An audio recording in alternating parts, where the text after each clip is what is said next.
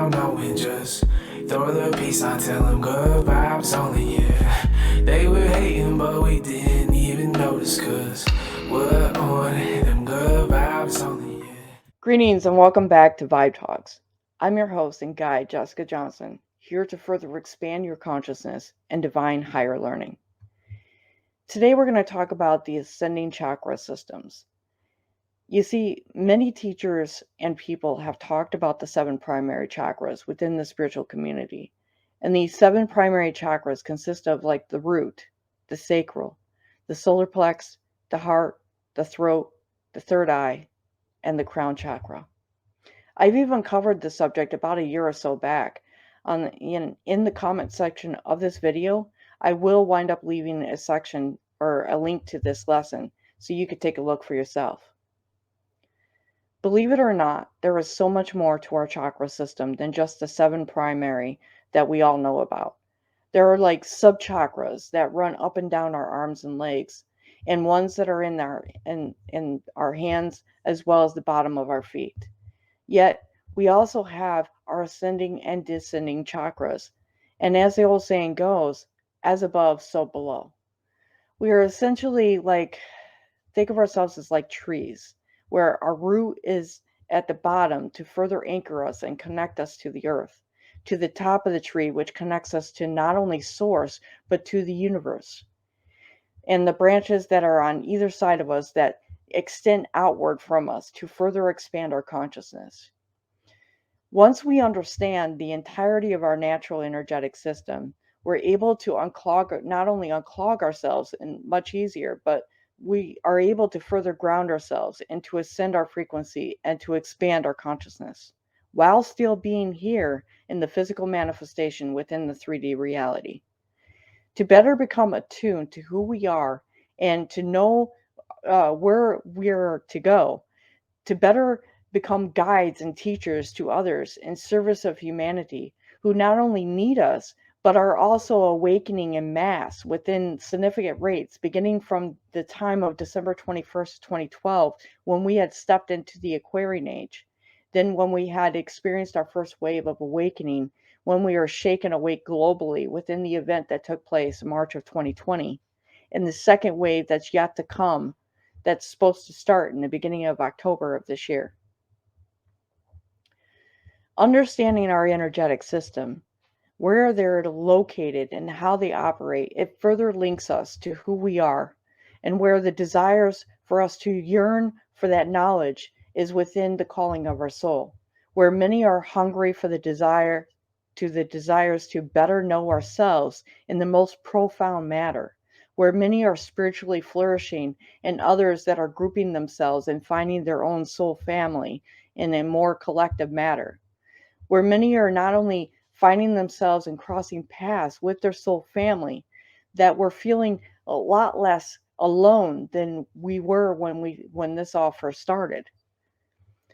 You see, the truth is that we have essentially 15 other chakra points and more than like 100 chakra systems within those 15 other chakra points, which I'm excited to talk about. I had been meaning to cover this topic to be one of my first discussions when returning to do videos. And it's because, due to my own surprise, no one is really talking about these additional chakra systems, which further ignited my desire to bring this knowledge to you. I will tell you that this will be like a 2-part video, being that I want to ensure to be able to discuss these chakra systems in depth without missing any details, as it's a lot of information to cover for one video. So make sure that you subscribe to my channel so you don't miss out on any of these videos from now and to many that will come after. In this video, I'm going to cover the Ascending Chakra system, which is 8 through 11, the following of what these chakras represent and how they operate. The 8th chakra is like the recognition of humanity, where the 9th chakra is basically our service to humanity, and the 10th chakra is our spiritual gifts for humanity, and the 11th chakra is Christ consciousness. In this video, I will be further discussing what they are, where they're located, and how they function. And allow me to make it clear, we are all gifted. We're multidimensional beings, and once we learn to tap into these systems, we not only help ourselves, but we further help humanity in what we're designed to do. Through these systems, we will wind up reaching our higher potential and purpose, and why we have volunteered ourselves to come into this reality at this pivotal time and period. Our seven primary chakra systems relate to the present moment of expression, where the higher chakras wind up relating to our higher spiritual pursuits. It's when our seven primary chakras are cleared and working optimal that these ascending chakras become activated. It's where we wind up finding ourselves on our spiritual path, that where we wind up finding out how active they are. Our seven primary chakras relate to our ego, and rather our personality of the self and in the world around us. Our higher chakras relate to the Christ consciousness. And I'm sure that many of you heard about within the spiritual community about what Christ consciousness is. These ascending chakras give us the ability to enter within the astral realms to further transcend our ego while reaching up into the light realms. It's our higher chakras that relate to our path of enlightenment and our service to humanity. And once our higher chakras are activated, it will move us into higher states of consciousness and open spiritual gifts to further assist us in our journey. So let's begin with the eighth chakra, which is the first of the ascending chakra systems, as it represents, as I said earlier, the recognition of humanity. Our eighth chakra is visualized as being like 50 feet above our seventh chakra, which is located at the top of our heads, called the crown. When visualized, this ascending chakra of the eighth chakra, it is in the sky above us. It gives us like a bird's eye view of human creation on earth. This is the first of our higher chakras, and it's the spiritual opening that winds up transcending human love and begins to understand that we are indeed all one.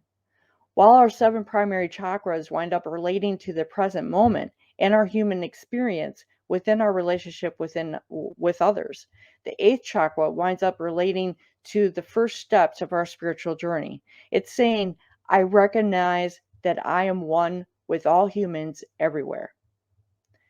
There is a deeper compassion for one's community, an altruistic consciousness that inspires one to be at peace with all. It is recognized that even people who are shrouded in darkness and overwhelmed with mental illness, addictions, and anger, that they still have a touch of light within them. Through that spark of light, there is always hope for that light to expand. And once your eighth chakra is activated, one of the conscious of that light that is within all people, no matter their level of consciousness and attitude of benevolence. For example, the chakra is activated the moment one says Namaste.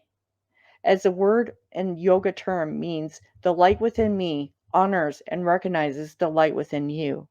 There is usually a bowing that occurs when saying it, which the bow itself symbolizes us giving honor and respect to all. And over time, the practice of saying that word, Namaste, will expand the heart within that vibrational frequency of that word and its meaning. This represents a humanitarian expression of love, which is a key to all things, as it's as deep as love that we hold for our families and friends. Our perspective changes from loving what is within our immediate environment to the ability to love all beings everywhere. And no matter who you are, it's when our eighth chakra is activated that a person's perception winds up changing. They become more conscious of how their behavior and actions affect others in this world. Anger stops towards others, and there is more of an attitude of wanting to bless everyone. There is a feeling of being non-violent and wanting to be surrounded by kinder and softer vibrations. People in environments that are harsh wind up falling away. And if there are people in our family or even people within our working environment that we can't avoid, our attitude winds up shifting. One will no longer want to fight, and our subconscious triggers will no longer over respond to any given situation. Our eighth chakra represents the first step in the ascension process as we attune more to a higher path. It's the meditation that develops to a higher frequency. And for one that activates and steps into the eighth chakra, it becomes easier to go inward and rest on that cloud. That feeling, that feeling of peace and love are strongly internalized through our meditational practice. The eighth chakra is open and it spins, where it has the same structures as the seven primary chakras. It's this chakra that winds up exchanging energy with people in our community. Advanced souls, such as, for example, starseeds and light workers, have different commissions for their earth missions. And most light workers unconsciously clear people and environments. Many people wind up labeling this ability as being an empath. They come home feeling that heavy and they that heavy energy that they just came from a previous environment, and they wind up sitting to meditate, which winds up releasing these energies to become light and expansive again. As one advances in their clearing practice, they might catch and release negative energy in public spaces as part of our spiritual clearing of the world around us. In meditation, one can focus on healing people in the neighborhood or in the world. And with a strong intention, one can wind up clearing those vibrations of fear that overwhelm our planet every day. So here is the ninth chakra, which when it opens is when one is aware that they need to be in service to humanity. This is the next contemplation on our spiritual path. Our soul is saying, now that I recognize that I am one with all, how am I going to bring light into the world? It's after the seven primary chakras are healed and functioning at optimal that the higher chakras start to activate and a geometric pattern that makes up the chakra system. As we advance on our path, one considers their vocation and what they're to do in their everyday life. And one starts their journey, their primary consideration is when one starts their journey, their primary consideration is survival and establishing themselves in a monetary way. When this chakra winds up activating, there is a change in that perspective as it relates to the vocation. The new concern becomes, does my heart feel passionate about my work? And oftentimes, one will want to change their vocation as it's not aligned with their heart passion.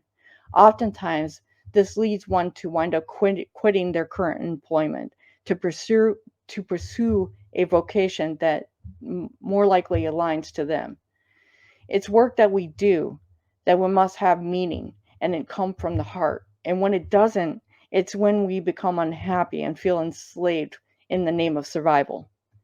It's when the ninth chakra is activated that there is a desire to become a healer. And for some light workers, this can mean a change of career, as I have seen many times happen to my friends within my own circle. This could involve like new training. For example, one would become a Reiki master or getting into advanced education with certifications or degrees to further help humanity. For others, it would make practical sense to wind up staying in their current vocation and to add passion projects into their schedule. Others will wind up leaning toward advocacy and will be like a strong voice for change. Many will have like a strong desire to learn healing techniques in order to help family and friends. In either case, it becomes important to start contributing to the world in a heartfelt way. Many light workers will create like conscious businesses and conscious communities where their intention of work is health and healing.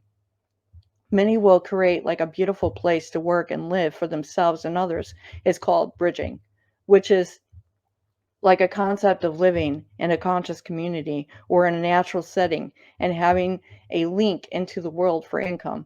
Some will wind up working like through the internet, and others will wind up working from home projects, allowing one to wind up bridging between a conscious community where they live cheaply in exchange for services and trade. Service can mean like giving to your family or even in an intimate group of friends. Oftentimes, advanced angels are born into a difficult family situation, so because they become like a grounding rock for others who are not doing well in the family. An earth angel winds up taking the task of trying to help a family stay together and be grounded. My grandma, who was my father's mother, she was an earth angel, and she was like the person that was like the glue to my family.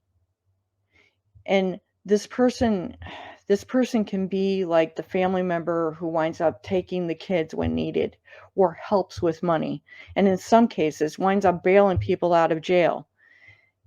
This person winds up being the this person winds up being grounded, and when everyone else is moving through dramatic issues, this person is essentially the glue that holds the family together. When the ninth chakra winds up opening, the service could be to those who are in your everyday life. And in many cases, as one spiritual path winds up developing, people wind up coming forward, and healers know to help them. People seem to come to you from out of nowhere and want to consult with you. You might be like that trusted teacher that gives a compassionate hug after class, or the coworker that senses someone is having a bad day and talks with that person to make them feel better by the end of that conversation. The ninth chakra is visualized as being above the eighth chakra. It's about 50 feet higher in the sky. And the ninth chakra is like a closed chakra system. That means that the ninth chakra is more of like a space, and it doesn't exchange energy with the earth plane. When it's cleared, the ninth chakra acts as a unit of space for the astral interactions, psychic energy that winds up coming into that space and seeks to assist one with their service to humanity. Angel signs and synchronicities and protections are evident to you when that ninth chakra system is activated. So let's talk about the 10th chakra, which, because of the chakra system center where our spiritual gifts come from, that is the 10th chakra system is when our spiritual gifts wind up flourishing. Once you are one with humanity and you decide you want to be in service to humanity, your spiritual gifts wind up opening. Many will wind up discovering that they have psychic skills that further assist them in their healing work. When the 10th chakra is activated, abilities such as clairvoyant and clairaudient and clairsentient skills wind up developing. We are all gifted, as each one of us have unique abilities. It's just that it's a matter of us connecting and activating those chakras. When the sixth chakra, like the third eye, is activated and opened, one winds up becoming highly intuitive. There are like inner nudges and like a knowingness about what to do next. When the 10th chakra is open and activated, it's the most psychic center of the higher chakras.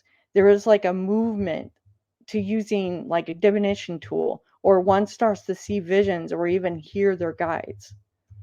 Instead of the nudges, or even the angel signs, one winds up receiving direct communication. And usually the communication comes directly from one spiritual guide.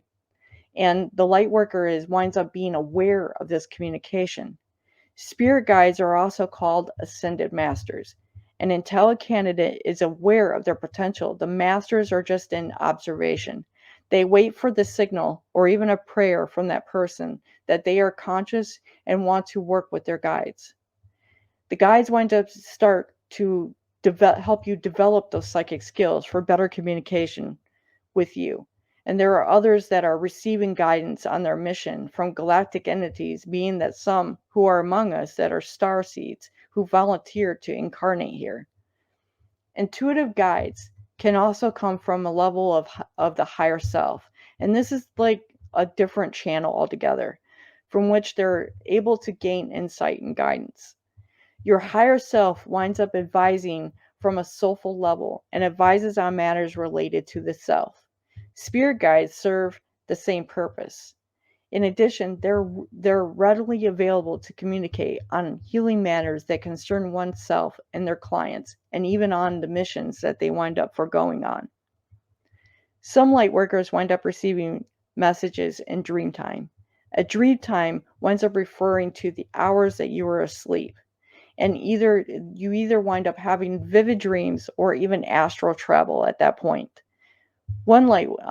Other light workers, they wind up learning how to channel or even receive clairvoyant visions in meditations. Others are clairaudient, which means that they can hear their guides speaking to them. And clairsentient means that a person can feel different energies. Many people wind up using divination tools to directly communicate with their guides. The 10th chakra is basically where it's at. It's visualized as being high up in the clouds. The cloud metaphor of an astral plane that is higher than the earth plane, and it is like a higher frequency where your angelic guides can meet you. It is just below the atmosphere, but high enough to be away from the density of the earth energies. Like the 9th chakra, the 10th chakra is also a closed system. This is like the entry level into the astral dimension. And like the 9th chakra, it is like a storage space. And when hollowed and activated, the guides wind up coming into that chakra. There's like a huge difference between a guide being in your outer auric field or being inside that 10th chakra. And when the guide is in your auric field, messages wind up becoming like kind of slightly faint, and they're not as obvious. But when a spirit guide is in your 10th chakra, one can usually feel the presence and the guides that wind up receiving those messages much more clearly. The purpose of your spirit guide communication is to further assist one's own healing work, or to make that spiritual journey real and important to that person. Communication with one's angelic guide is a type of spiritual practice. It is like important to align to the light and to the higher frequencies of love, light, and joy. The 10th chakra, when activated, opens our spiritual gifts and our psychic awareness. Therefore, we have guidance as we wind up continuing forward in our journey to serve humanity. I know that many of you have heard about the Christ consciousness and often wondered exactly what is that? Well, I'm going to go more in depth in what that is when discussing the 11th chakra system. You see, the 11th chakra is the opening to that Christ consciousness.